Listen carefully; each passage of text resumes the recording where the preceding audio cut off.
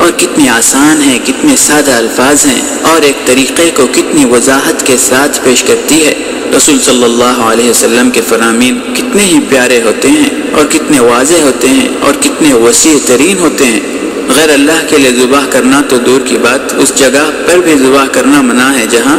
غیر اللہ کے لیے ذبح کیا جاتا رہا ہو یا کیا جاتا ہو۔ شکوک شبہات سے نکلنے کے لیے ایک آسان طریقہ ہے، اور اس حدیث سے کیا آسان حدیث ہوگی۔ سامعین کرام، اب آپ کی خدمت میں مختلف علماء کے چند فتاوی پیش کرتا ہوں جو اسی موضوع سے متعلق ہیں۔ چنانچہ سعودی عرب کے علامہ شیخ عبدالرزاق عفیفی حفظہ اللہ سے ایک شخص نے سوال کیا کہ میں ایک مسلمان ہوں اور سخت بیمار رہ چکا ہوں، اور اپنے علاج کے سلسلے میں ایک ساحر کے پاس بھی چلا گیا تھا جس نے میرے مرض کے اسباب کی تفصیل مجھے بتائی اور مجھ سے کہا کہ میں اس مرض کا علاج کروں گا مگر اس شرط پر کہ تم جانور ذبح کرو گے یا کسی درخت کی ٹہنی سے شراب حل کرو گے ورنہ تم مر جاؤ گے۔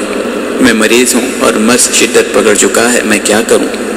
تو آپ نے جواب میں فرمایا، اول تو یہ کہ اگر بات ویسی ہی ہے جیسی کہ مریض نے ذکر کی ہے تو ساحروں اور شعبدہ بازوں کے پاس جانا حرام ہے جو امراض اور ان کے اسباب کا غیر معمولی طریقوں سے معرفت کا دعویٰ کرتے ہیں، اس لیے کہ غیر اللہ کے لیے ذبح وغیرہ کی جس بات کا اس نے آپ کو حکم کیا ہے وہ شرک اکبر ہے،